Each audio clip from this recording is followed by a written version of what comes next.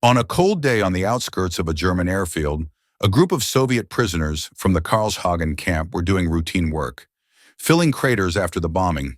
Nearby, their supervisor, a corporal, was trying to keep warm by a campfire. Suddenly, his attention was attracted by one of the prisoners who was purposefully walking towards him. The German did not have time to react, as a powerful blow with an iron rebar followed from behind. Another prisoner silently crept up from behind. The guard collapsed, and his weapon was instantly in the hands of the rebellious prisoners. "To freedom, comrades! Let's go home!" one of the conspirators shouted to the others. Holding their breath and hiding the escort in a freshly dug pit, the prisoners waited patiently until the airfield's technical staff left the territory for lunch. As soon as the last employee was out of sight, the two daredevils rushed to the pre-selected Henkel He-111 bomber. They were Vladimir Sokolov, a former artilleryman, and Mikhail Devyataev, a military pilot with the rank of senior lieutenant. It was Devyataev who was the author of this daring escape plan by air, because only he had experience flying an airplane.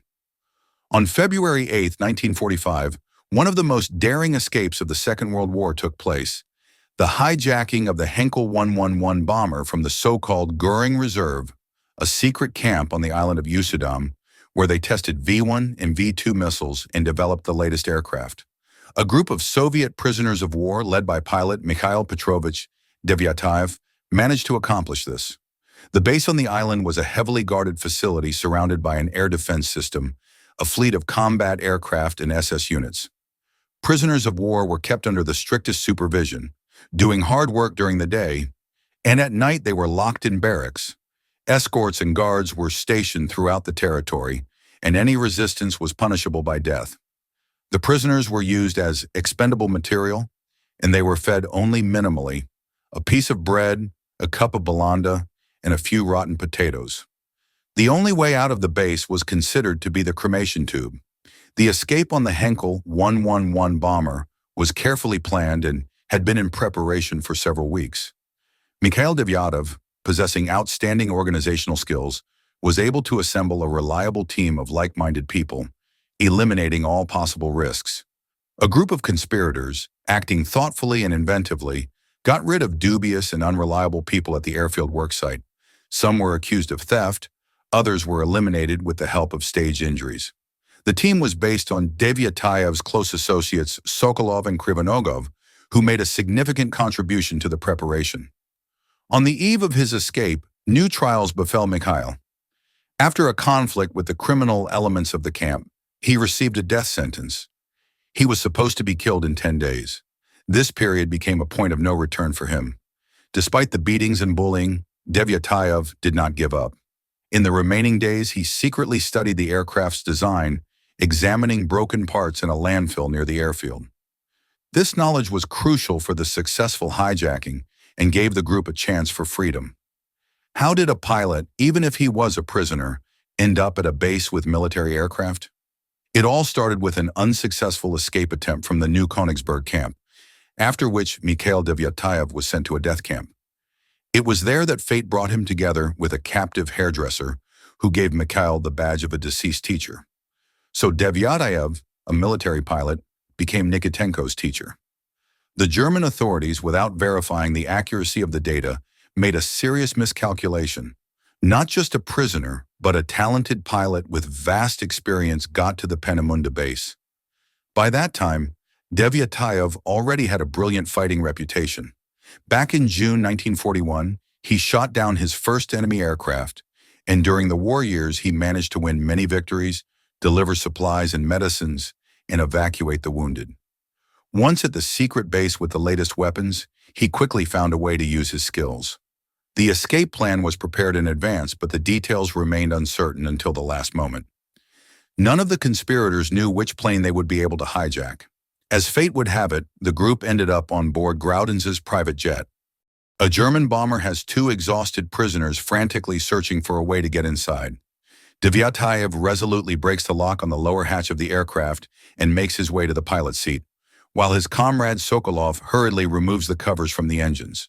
Time is inexorably running out. The other 8 escape participants are already rushing to the car. Devyataev quickly finds a fuel pump in the cabin and starts pumping fuel. With a sinking heart, he presses the start button. Silence. The engine is not responding. A cold chill runs down his spine. He remembers about the power supply. He hurriedly turns on the power supply, tries to start the motor again, to no avail. With increasing alarm, the pilot examines the space behind the back of his seat, where the batteries should be located to start the engines. He is terrified. It's empty, just dangling severed wires. There are no batteries in place. The realization of the lack of batteries shocked Devyataev so much that he lost his balance, fell, and, hitting, momentarily blacked out. The alarmed cries of his comrades brought him back to consciousness. When he came to his senses, he leaned out of the hatch and explained the situation. At this critical moment, someone from the group noticed a rescue cart with spare batteries nearby. Without wasting a second, they rolled her up to the plane, connected the wires, and turned on the power. With a new attempt, the engines finally came to life. First one buzzed, followed by the second. Acting with lightning speed, the group tore off the camouflage covers, removed the stops from under the wheels, and everyone climbed into the plane. Devyataev carefully steered the bomber past the Junkers parking lot, where the German pilots did not even pay attention to the moving aircraft.